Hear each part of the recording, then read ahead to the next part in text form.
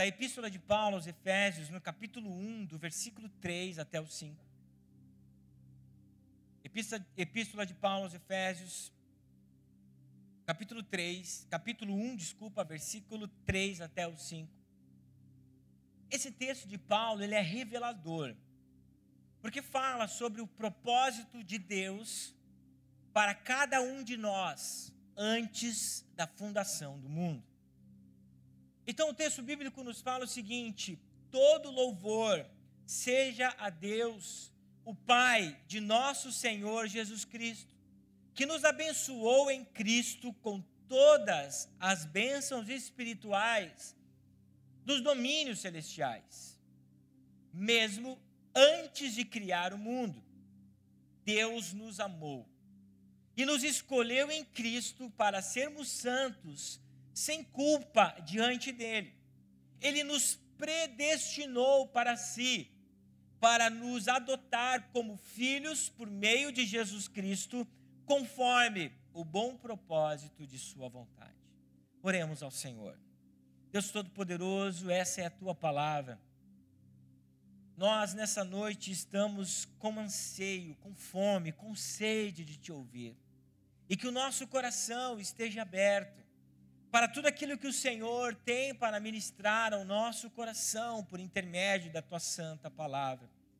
Que a nossa terra, que o do nosso coração seja um território fértil.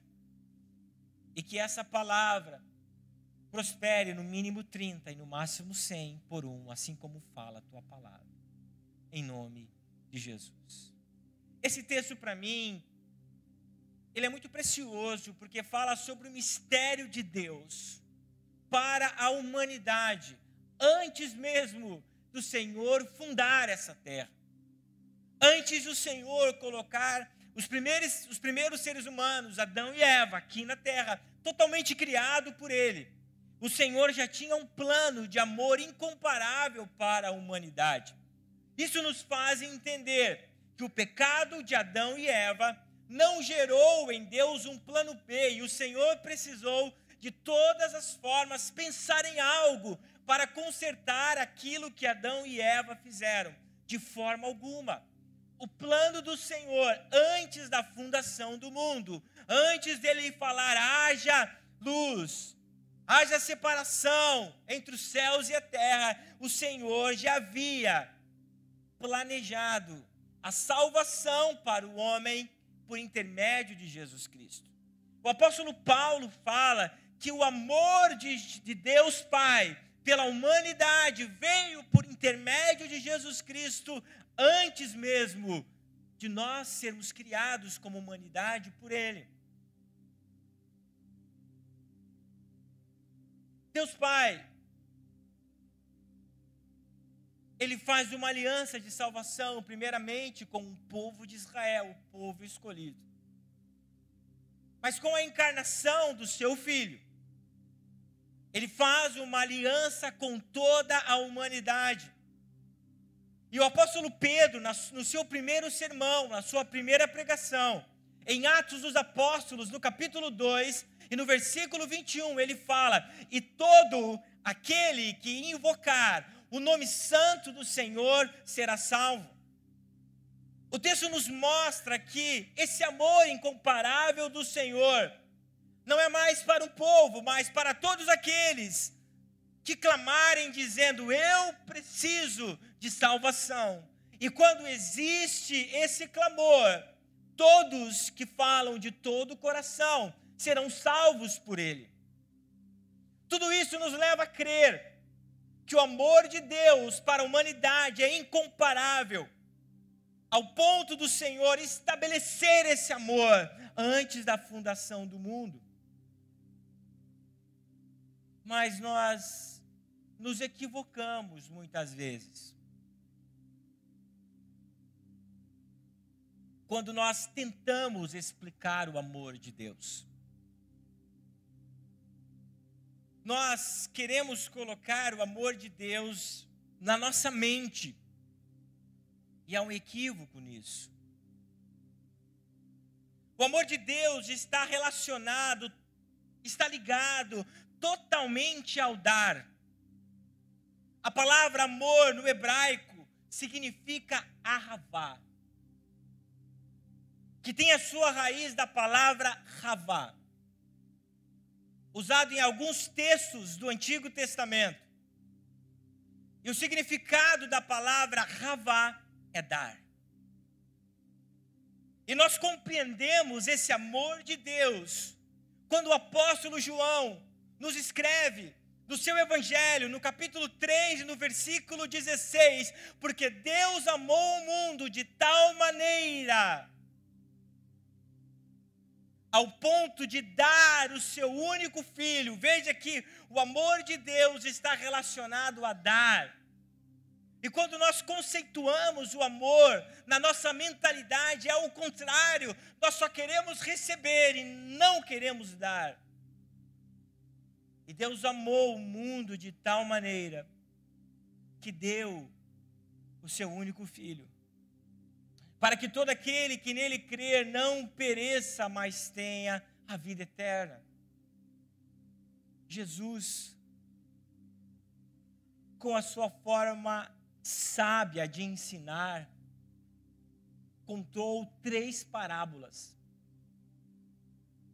E Lucas é o único dos evangelistas que tem essas 3 palavras no evangelho que ele escreveu. Lucas capítulo 15 nos mostra uma trilogia de parábolas, aonde Jesus explica o amor que ele tem para com o perdido, ao ponto de vir procurar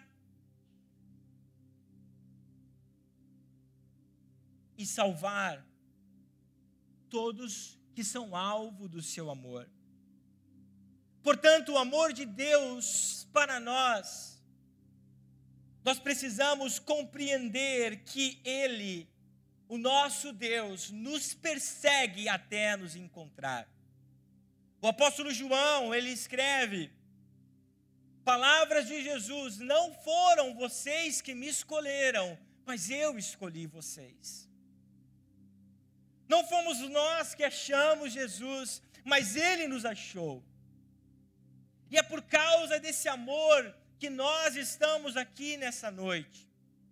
E se você não é alvo desse amor, ou na verdade você é alvo desse amor, mas ainda não se apropriou desse amor, você precisa compreender que o amor de Deus pela sua vida é incomparável. O Evangelho conforme Lucas, no capítulo 15, no versículo 1 em diante, coloca para mim o versículo 1 que eu quero ler, toda essa parábola. Primeiro Lucas, ele começa a falar o contexto, e por que Jesus fala essas parábolas, 3 parábolas. Está no versículo 1 e 2, e o texto nos fala o seguinte: cobradores de impostos e outros pecadores vinham ouvir Jesus ensinar. Os fariseus e mestres da lei o criticavam, dizendo: ele se reúne com os pecadores e até come com eles. Por causa disso que Lucas fala nos versículos anteriores, por causa dessas pessoas que criticavam, os fariseus que criticavam Jesus, que se reunia com aqueles que eles pensavam que não eram dignos, Jesus conta 3 parábolas. E a primeira é da ovelha perdida, e nos fala o seguinte, versículo 4. Se um homem tiver 100 ovelhas, e uma delas se perder, o que acham que ele fará? Não deixará as outras 99 no pasto e buscará a perdida até encontrá-la? E quando a encontrar, ele carregará alegremente nos ombros e a levará para casa. Quando chegar, reunirá os amigos e vizinhos e dirá: alegrem-se comigo, pois eu encontrei a minha ovelha perdida. Da mesma forma, há mais alegria no céu por causa do pecador perdido que se arrepende, do que por 99 justos que não precisam se arrepender. Essa parábola da ovelha perdida e a próxima, eu vou ler também a próxima, pode colocar, que é a da dracma perdida, nos fala de um Deus que faz tudo em favor daquilo que se perdeu, para que eles sejam encontrados e para que fiquem salvos. E a segunda parábola, o texto nos diz, ou suponhamos que uma mulher que tenha 10 moedas de prata e perca uma, acaso não acenderá uma lâmpada, varrerá a casa inteira e procurará com cuidado até encontrá-la? E quando encontrar, reunirá as amigas e vizinhas e dirá: alegrem-se comigo, pois encontrei a minha moeda perdida. E da mesma forma, a alegria na presença dos anjos de Deus, quando um único pecador se arrepende. Jesus, ele, de uma forma comparativa, ele fala de um Deus que vem ao encontro daqueles que se perderam para que possam ser salvos por ele. Um Deus que faz de todas ou que de todas as formas busca por aqueles que por algo se perderam e se afastaram do rebanho. Jesus, diante daqueles homens religiosos que criticavam a postura dele, ele mostra que ele, mesmo sendo Deus, não se importa de ir em qualquer lugar para buscar aqueles que se perderam. Em ambas as ilustrações, nós vimos que o Senhor fez de tudo para encontrar aquele que se perdeu, para que essas pessoas fossem alcançadas por esse amor que não tem nenhuma comparação. O amor de Deus está interessado apenas em dar, em entregar, em fazer algo em benefício daqueles que querem a salvação. Nunca esqueça esse público para quem Jesus fala essas parábolas. Os fariseus eram homens da lei, que faziam de uma forma religiosa tudo aquilo que a lei de Moisés exigia. E essas duas figuras, na verdade, essas 3 figuras de Lucas 15,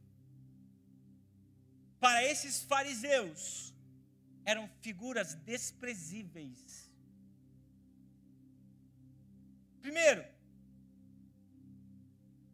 um pastor de ovelha, ele não era bem visto pelos religiosos da época, porque o pastor de ovelha precisava ficar 24 horas por dia ao lado das suas ovelhas. Eles não conseguiam fazer os rituais de purificação que era exigido pela lei de Moisés. Eles não guardavam o sábado. Então, a primeira figura que Jesus usa confronta os fariseus. Porque nesta analogia que Jesus faz, ele é o pastor de ovelhas, que faz ou que usa de todos os artifícios para buscar aquela ovelha que se perdeu. Isso mostra o quanto Deus nos ama. Jesus, ele usa o segundo exemplo de uma dracma perdida, uma moeda perdida, que para aqueles homens não tinha muito valor.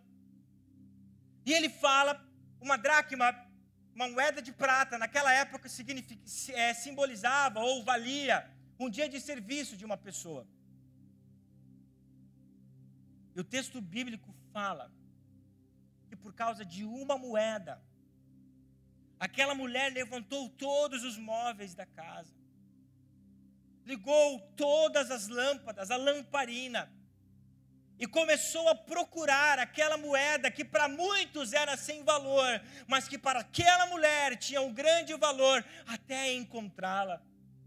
Eu me lembro que uma vez eu li um comentário, se eu não me engano é de MacArthur, e ele fala que essa mulher que representa Jesus, dessa figura, é como se ela pegasse uma vassoura com uma lamparina e ficasse varrendo as valas, as frestas do assoalho daquela casa, até encontrar essa dracma. E MacArthur faz um comparativo, que Jesus, ele pega uma vassoura e começa a ir até as sarjetas da vida, até as valas desse mundo, tira as pessoas do lamaçal do pecado e volta e devolve novamente para o seu amor.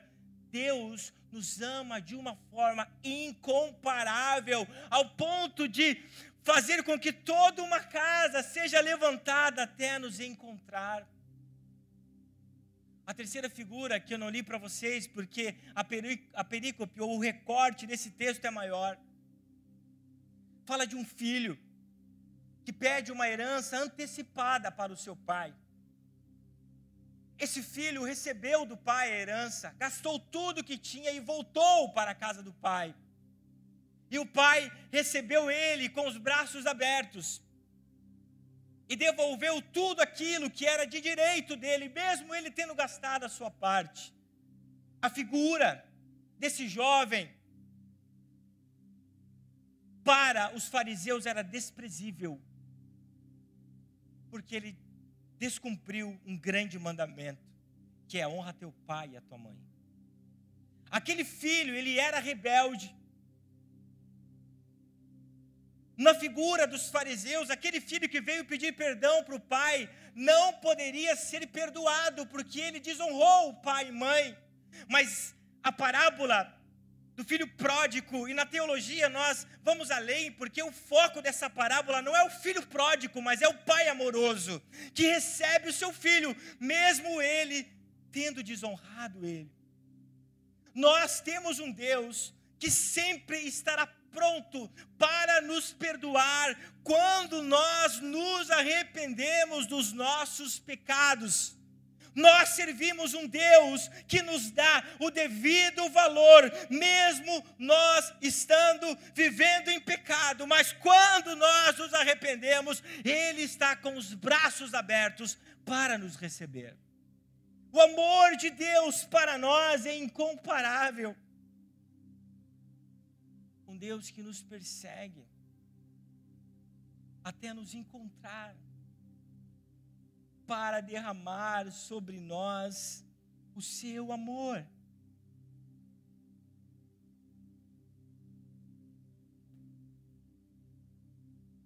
E esse texto, não quero me equivocar, mas se eu não me engano, nós encontramos na Bíblia que sim, existe festa nos céus, mas somente quando acontece uma coisa.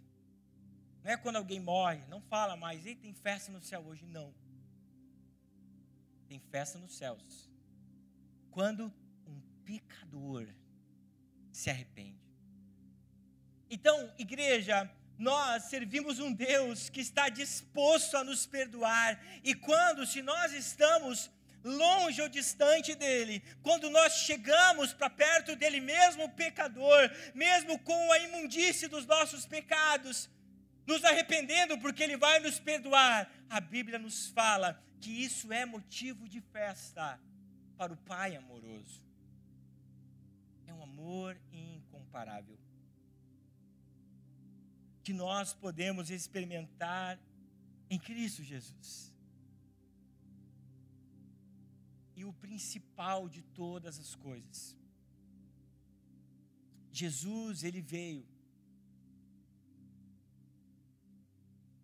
para salvar o perdido.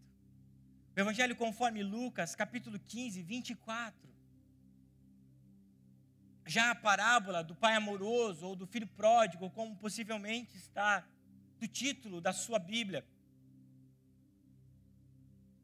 fala que, antes disso, pode deixar nesse texto, que aquele filho olhou para o estado que estava, Ele era um judeu e ele foi colocado à maior vergonha, porque Lucas escreve as palavras de Jesus, e Jesus fala, quando contava essa parábola, que ele foi colocado para trabalhar com porcos.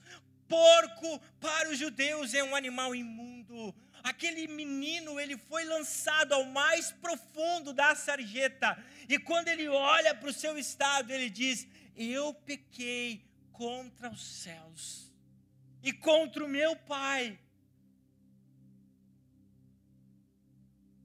E a postura desse jovem é chegar para o pai e dizer: pai, eu não sou digno de ser chamado teu filho, por favor, me coloca como um serviçal seu. Igreja, mas nós temos um Deus que devolve para nós aquilo que foi perdido. O versículo 24 fala: pois este filho meu estava morto, de fato estava morto, e voltou à vida, estava perdido e foi achado, e começaram a festejar. Nós temos um Deus que faz de tudo para nos encontrar, e quando nós chegamos próximo dele, ele faz festa, porque aquilo que estava perdido foi achado. Você pode aplaudir ao Senhor por isso. O amor do nosso Deus é incomparável. O Evangelho conforme Mateus, no capítulo 18, no versículo 11, fala: o Filho do Homem veio para salvar, não o que estava achado, mas aquilo que estava perdido. Mesmo ainda quando nós estávamos mortos, Paulo, ele fala aos Efésios, no capítulo 2 e no versículo 5, deu-nos a vida juntamente com Cristo, quando ainda estávamos mortos em transgressões, pela graça sois salvos. O ministério pode subir. Para mim, hoje é um motivo de festa, porque pessoas vão morrer para esta vida e nascer para Jesus. Quem sabe você está me vendo, e você que está aqui, precisa tomar uma posição na sua vida.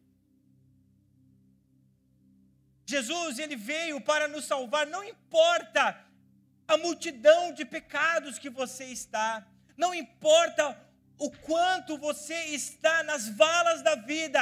O texto bíblico nos fala que Jesus, ele vai nas valas da vida até encontrar você, e quando encontrar você, ele vai fazer festa, porque aquilo que estava perdido foi achado. Mas é necessário uma posição. Nós vivemos em um mundo que não se posiciona quando precisa se posicionar. A Bíblia fala que a mudança do filho pródigo aconteceu quando ele se posicionou. Versículo 21 e 22 de Lucas 15 fala: o filho disse, houve uma declaração, houve um entendimento: Pai, pequei contra o céu e contra o Senhor, e não sou digno de ser chamado teu filho. Deus, o Pai, no entanto, disse aos servos: depressa, tragam a melhor roupa da casa e vistam nele, coloquem o anel no dedo e sandália nos pés. Quem sabe você possa se sentir sujo nessa noite, por ter se afastado pela multidão de pecados. Eu quero dizer para você que Jesus, ele te ama mesmo assim.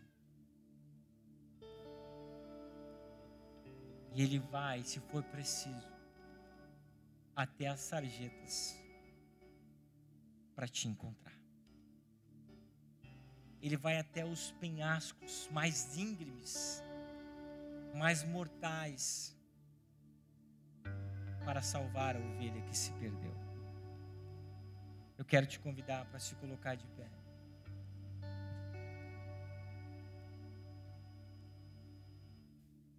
Nós vamos adorar ao Senhor.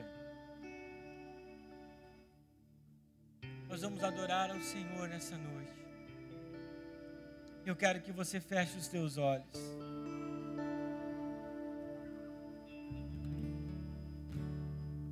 E que você pense como está a sua vida hoje. Enquanto nós adoramos ao Senhor. Te amo, Deus. Tua graça nunca falha.